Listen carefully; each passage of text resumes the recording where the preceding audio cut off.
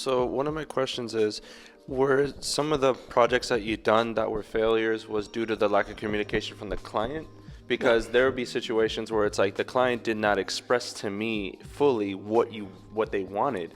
So I'm Right. like, I can only deliver as much quality as I can deliver, but if you're not clear to me, then how is it my fault? So is there a way to ask or seek further information in a professional way to Yeah, because I mean- if you have to, like, it's like consulting. You have to consult and be a therapist for clients. I'm like, you sure that's what you want? Have you had any good experiences with other Right. people? It's Well, there's crazy. two things. I mean, let me backtrack. I mean, when I meant failure, I'm not talking about like client projects or failure. Yeah, I've had a lot of crazy clients that Yeah. have been stressful, and the job, and I'm still dealing with every day. But that's part of the business, regardless of what company you're in. Yeah. What I meant when I said failures, it means projects that I personally believed in, that I invested in, that I wanted to create, TV shows, movies, documentaries, things like this that take up a lot of time. And the only reason it wasn't failure was just a matter of not being seen by the right person at the right time. You know what I mean? Like, it's all about like these opportunities, and you got to put yourself out there. I went to TV conferences when I was 19 years old. Flew to Vegas, got a hotel. Saved up money to try and pitch TV shows right out of college because I didn't know any better. I was like, hey, I have an idea. Let me make a one sheet. Let me take these courses. Let me read books. But the only reason I say it's a failure is because you don't know about symbols of success. You don't know about mini movies like the video resumes. These are projects that I have binders put together, the business plans, the websites, the marketing, all that, but it just never got to that next level because you get caught up doing the client work, which is what you need to survive.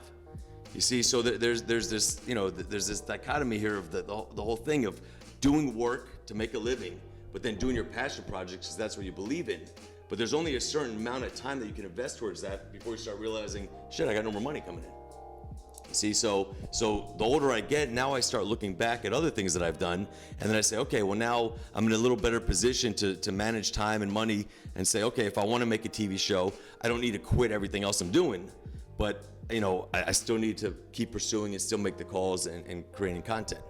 So, I hope that helps because I think a lot of people are passionate about things, but my advice would be before you dive in 100% into a passion project, like I have done for almost every year, I come up with a new one. Find like at least a steady source of income.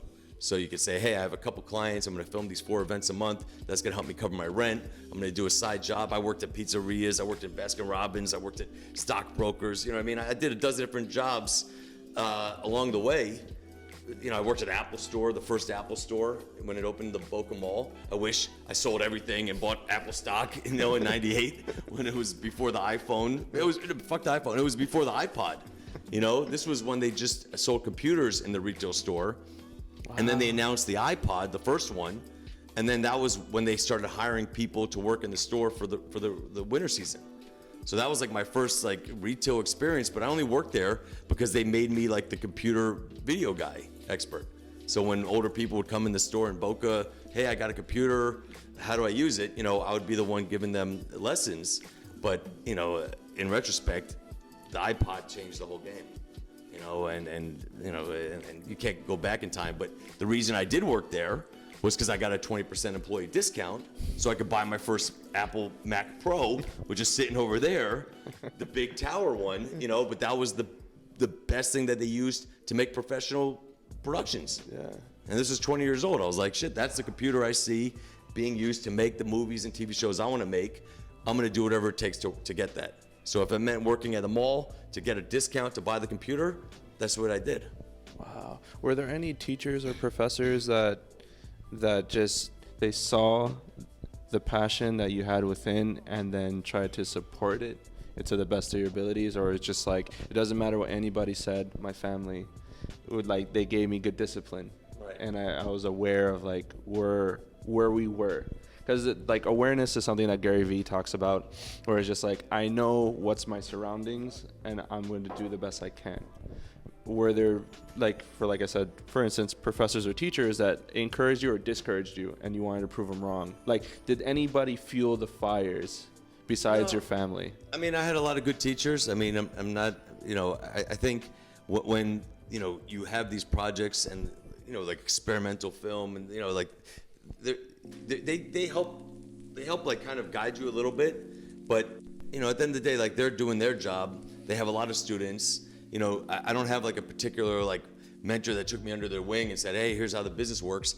But when I did get started, I did have like other people in the production business that did help, like, you know, hey, Bernie, you need to set up your studio. Here's some of the right equipment, you know, like older people that have done it before that did kind of help provide guidance. Yeah.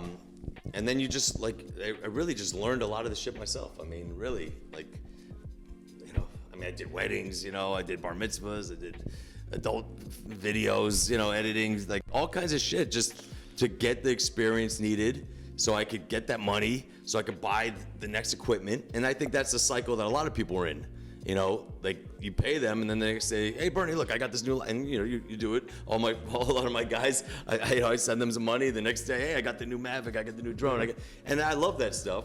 But like for me, I kind of stopped buying everything when I realized like the gear and all the equipment and lenses and camera, none of that shit makes money by itself.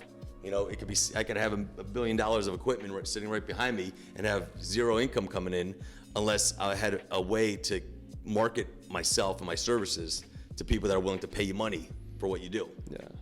So, you know, that just goes back into the equipment, but you know, it's fun buying stuff. I mean, I'm not gonna say I just ordered a shitload of stuff right now from B&H, you know. There's always new stuff coming out. Yeah. But it has to have a purpose. I mean, I think that's what it is. I got you.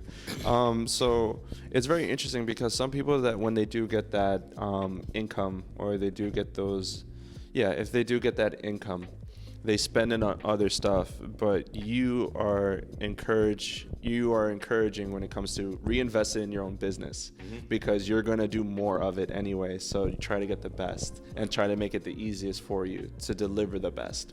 Correct.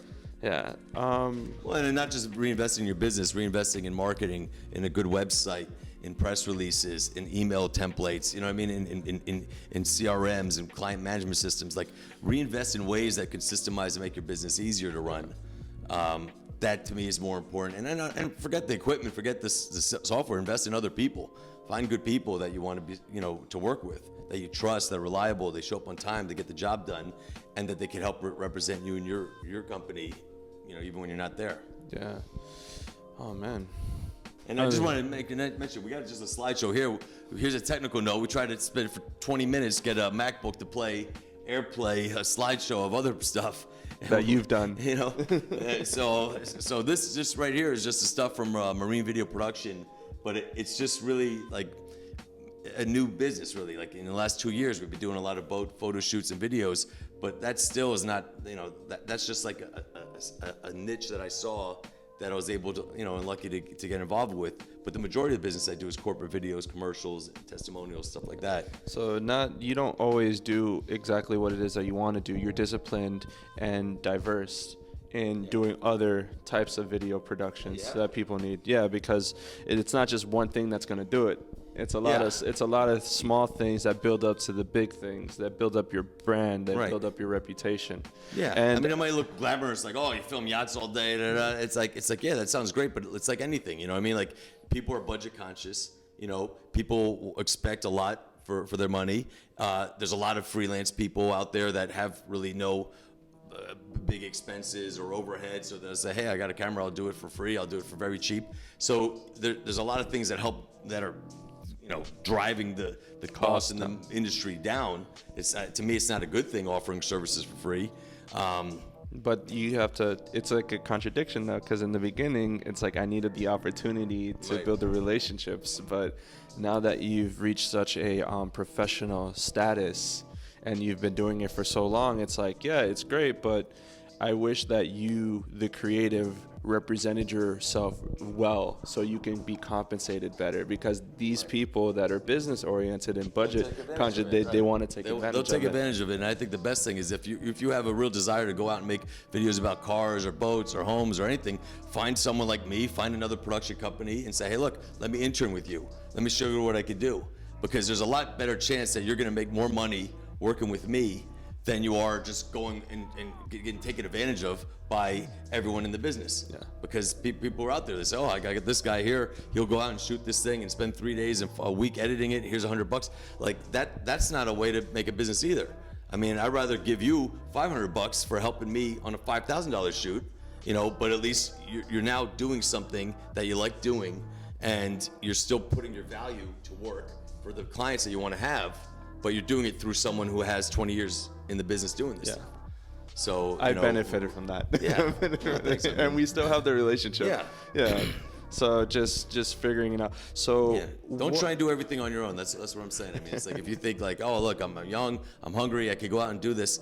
Like, that's fine. Go out, build a demo reel, build some cool ass work in your portfolio, build your social media, all that stuff.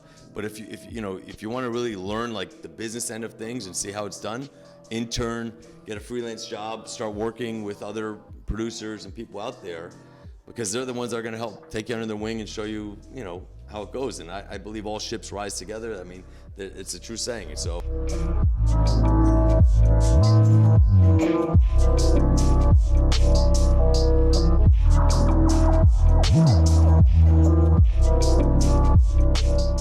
So I hope you guys love this video and the videos that I have been producing. Let's go. I love the people, I love the guests. If there's any feedback that you would like to give me, please let me know in the comments below. Yes. If you can please subscribe. If there's any way that I can improve on it, let me know. I'll be glad to hear it. And I also want to know what's on your mind. This is an ongoing conversation. Let's go. I want to, understand you guys more. I want to provide more value, more content for you. Yeah. So if there's anything that I can do, just please let me know. I'll gladly help out to the best of my abilities to provide you this content. You're crushing it, bro. Let's go.